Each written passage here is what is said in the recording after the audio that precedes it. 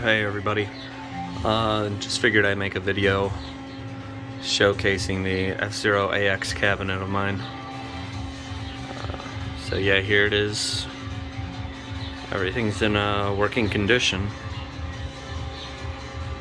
Slight scratches and dents on the body, but nothing that's too noticeable. Everything still works fine though. The servos that control the chair and the steering wheel are operational. All the lighting is operational. See right here.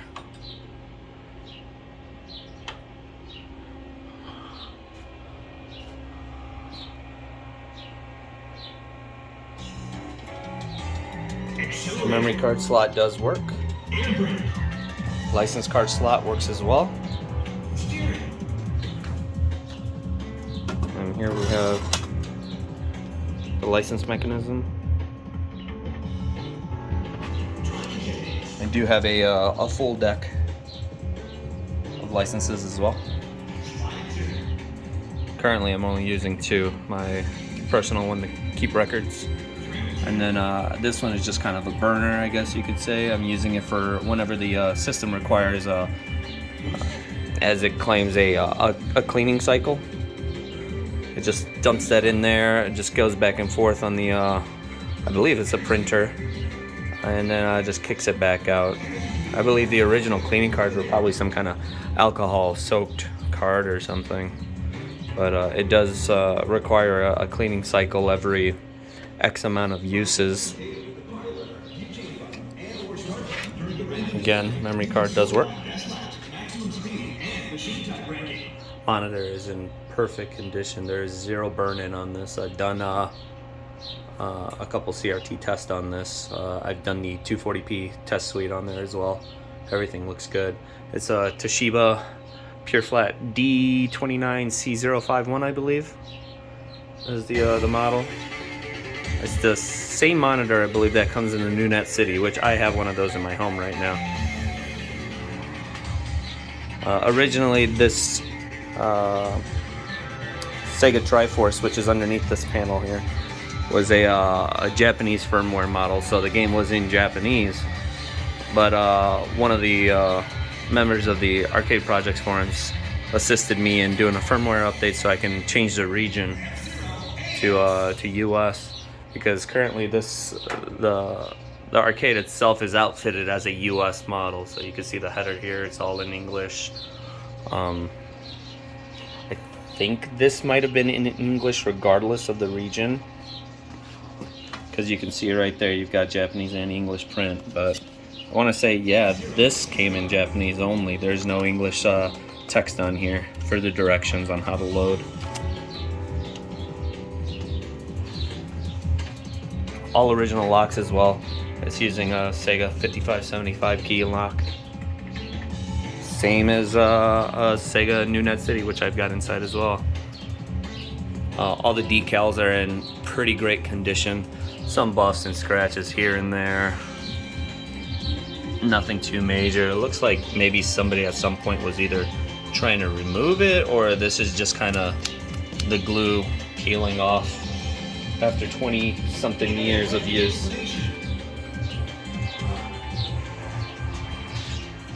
Yeah, you can see all the decals here.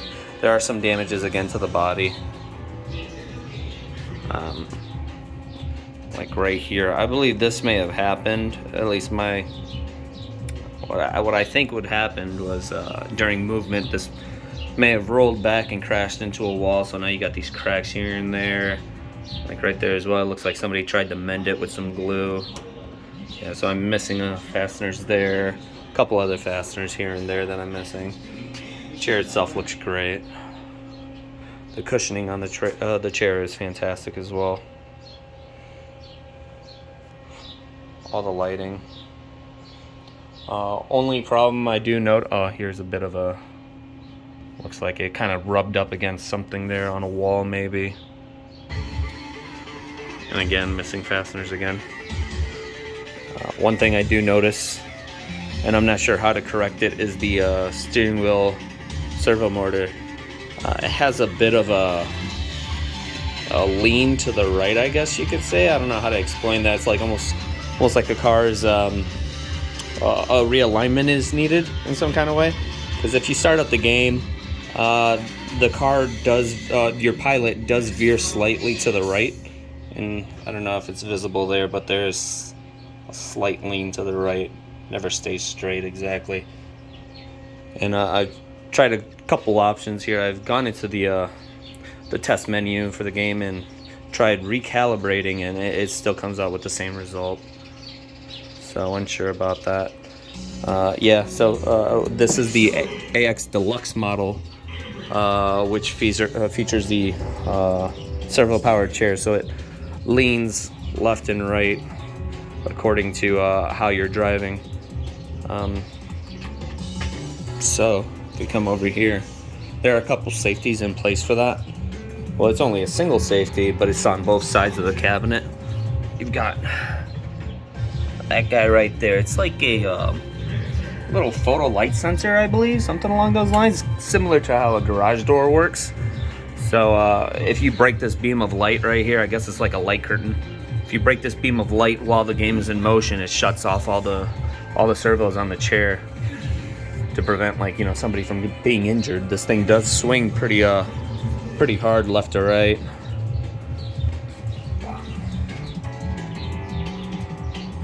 No, we can start it up here.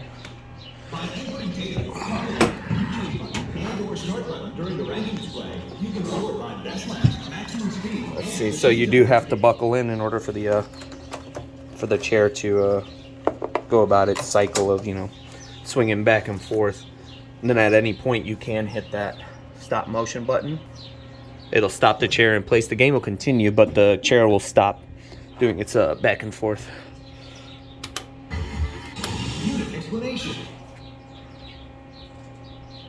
Sorry for the reflection. I've got this currently in my garage because obviously it's too big for a home eventually someday. So you can put your card in there, your license card.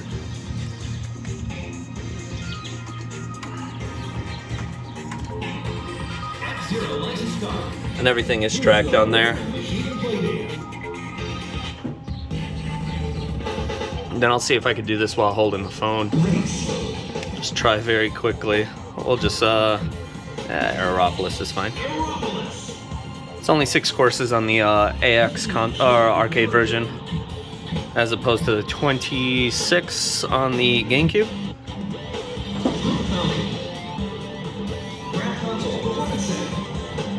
Oh, and I didn't show there, so if you own the GX version, you can carry over 4 vehicles from the game, whether they be custom or the pilot-controlled vehicles, to the arcade version. So you'll have extra vehicles outside of the ones that are included on the on this game.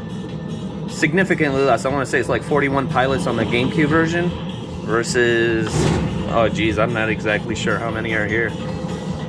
But let's see if I can.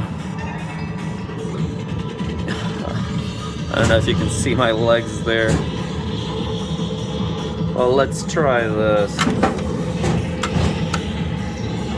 See if we can get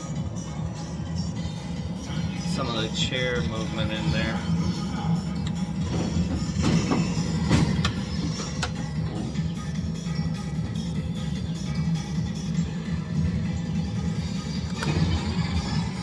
Maybe notice the chair.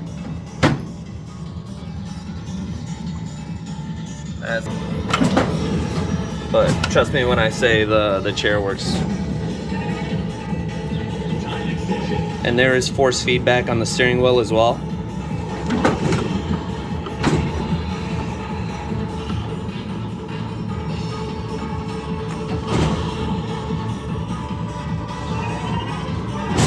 Yeah, there you go.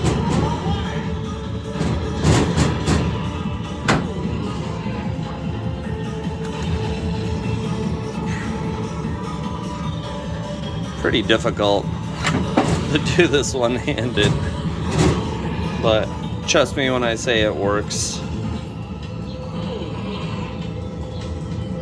Yeah, the picture is fantastic on this monitor.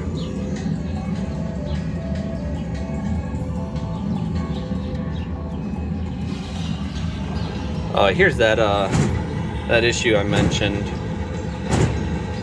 So it's slight veer to the right whenever I try to stay straight. It's not a terrible problem. It's very manageable. If I didn't tell you, you wouldn't have noticed it. And there's like hard rumble, especially on this chair. Oh, there you go. Yes. There are speakers in the headrest there. All of that, all the audio is controlled right in here. So those are your control panel buttons. So your test and service mode, as well as DGAUs. We've got the speakers on the monitor, speakers on the chair, as well as a subwoofer. So there's a subwoofer right underneath the back panel of the machine. Anytime there's you finish a race with some cards installed, it's going to continue beeping until you remove your license. And there's serial license. Trying to get that focused in. Yeah. As far as I know, I don't have a whole set on these licenses. I've only got 25 of the racers included in here with several duplicates. I'm guessing there was like at least 2 different decks available. One deck has X amount of racers, while the other deck has the remainder.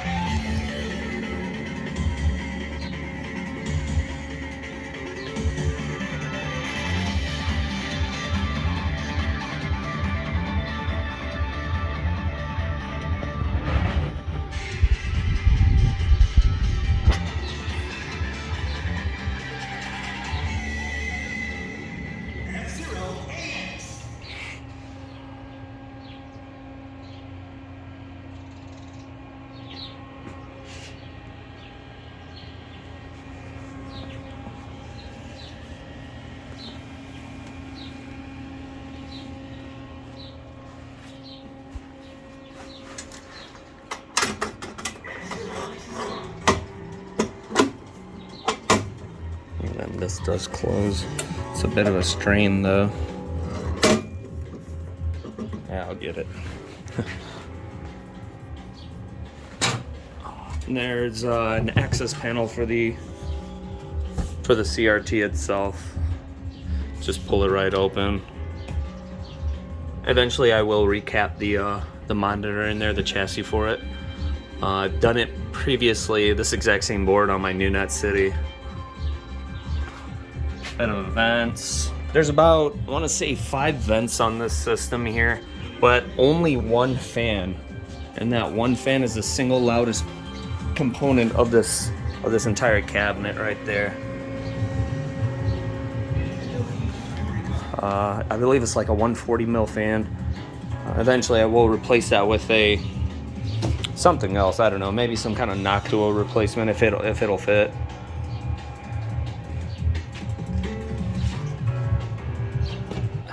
Nothing's been replaced on this. As I said, the chairs are in fantastic condition. I've seen these chairs before where this covering's been like peeled off. Some of the stickers are separating here, but it's still in good condition. Really, really good condition. I might do some polishing on all the aluminum here. Aluminum and steel on this body. Like the foot pedals can use some polishing.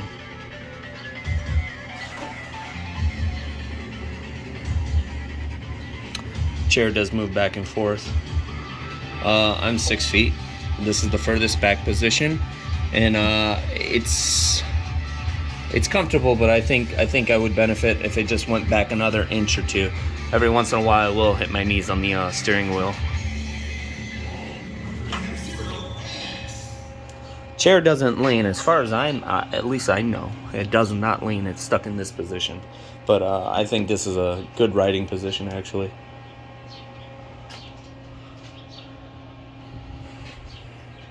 Not entirely sure if the bulbs in the machine are original. Not like it would matter honestly, but these panels are still in good condition. I could do some buffing to get rid of these scratches and gouges. Need to do some repainting along there.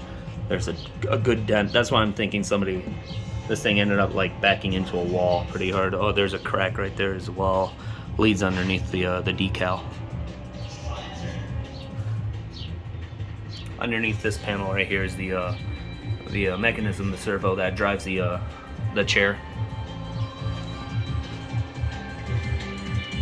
And yeah, we can go into the test menu here.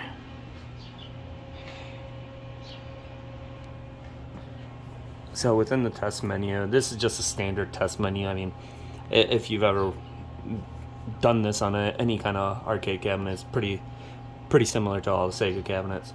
But we can go to system info.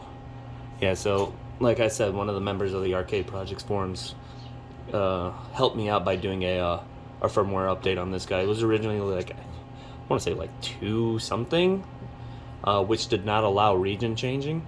And then once we updated to 3.11, you can do a region change right here on the menu. I could go right back to Japanese or stay on here anytime I want. And this is running on a Sega Triforce that's connected to a GD-ROM. So I have a disk version of the AX game. Although you could do net booting on here, which is what I do on my new Net City, or you can install a CF reader.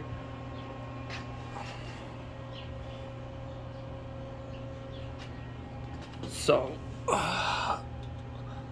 like all arcade games, you have the system menu for the test mode, and then a game test mode.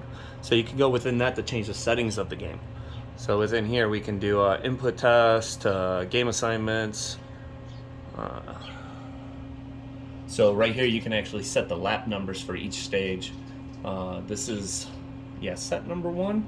I believe there's a set 0, which is like Sonic Oval would be, I think, 5 laps, and Screwdrive is 3. So, since this is my personal unit, that's too short of a race for me. So, for example, like Thunder Road at 5 laps takes about 6 minutes to complete. In an arcade setting, that's too long, but at home, that's perfect.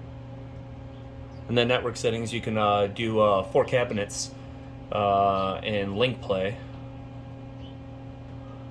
You can do the card test, so you can test out the card reader and the memory card reader as well, and recalibrate everything. Race records. So if you go in here, I'm pretty sure this isn't correct.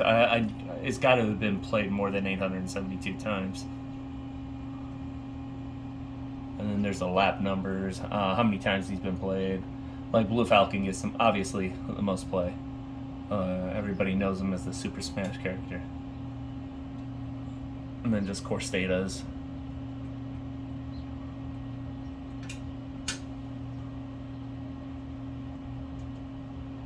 And then bookkeeping, I guess if you had this in an arcade, that'd be important.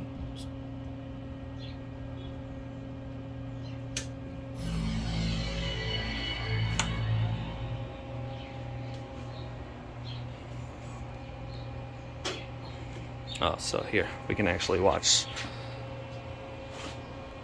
the servos do its thing.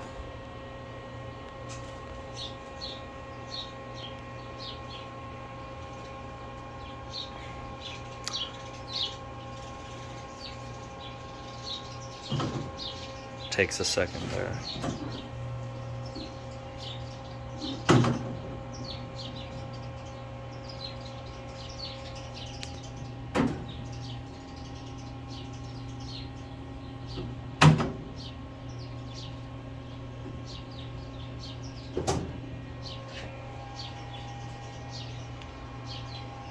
I've noticed that if you come from a hard power down, or and you do a full power cycle, the chair does a servo test. But if if you're already powered on and then you just kind of reboot the system, the chair will not do a servo test, just the steering wheel.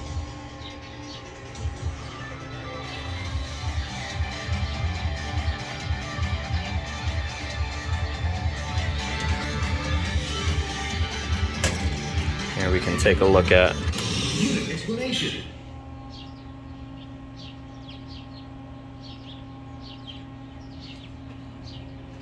Insert the memory card before the F-Zero license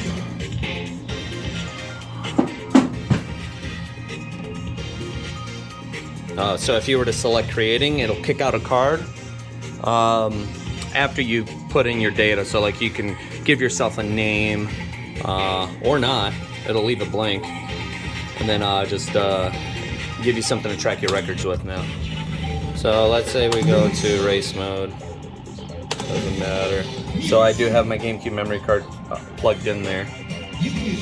So originally you've got 1, 2, 3, 4, 5, 6, 10, 12, 14 racers, but you can see right there, these are the 4 I carried over from the GameCube. I got Red Gazelle, Sonic Phantom, Little Wyvern, and Hyper Speeder.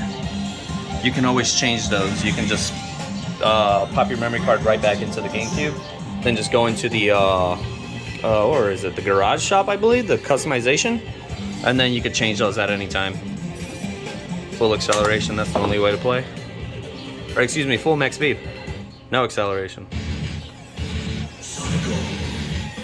Lap 10.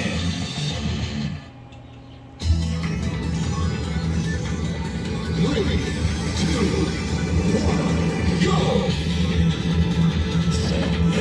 So you can still play standing up, but since the seatbelt for one is not plugged in and I am blocking that sensor, like I said, so you can see that right up there, that error message, or that warning message really, the chair will not start doing its motion.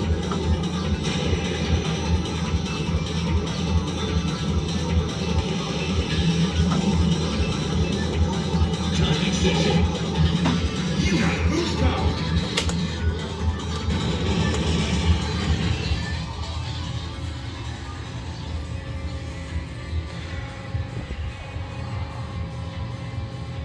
So yeah, that's F-Zero AX Deluxe cabinet. The game's almost identical to GX, the GameCube version. Slightly more difficult. Obviously different tracks, but these tracks are unlockable on the GX version, either through Action Replay. Well, Action Replay unlocks the AX mode. If you want the tracks, all you need to do is just bring your memory card on over after winning a race on that stage, and then you can purchase the stage using the in-game tickets and unlock the AX Cup so you can play on there.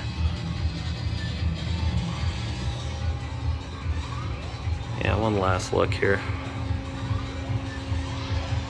Yeah, currently set in my garage. Obviously too massive to put inside. Once I get a bigger house with maybe some double doors, I can get it inside. Oh yeah, just for playing. This is the easiest way to get tickets in F-Zero. You can just, I think you earn like 20 tickets every play. So if you started a new game, GX, you can probably have everything, as long as you own this, you can have everything unlocked in a matter of an hour, if that.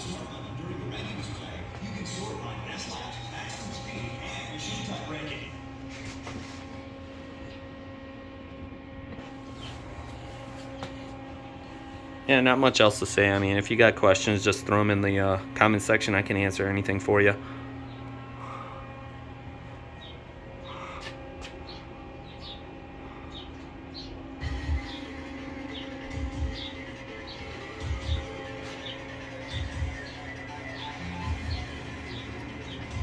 Thanks for watching.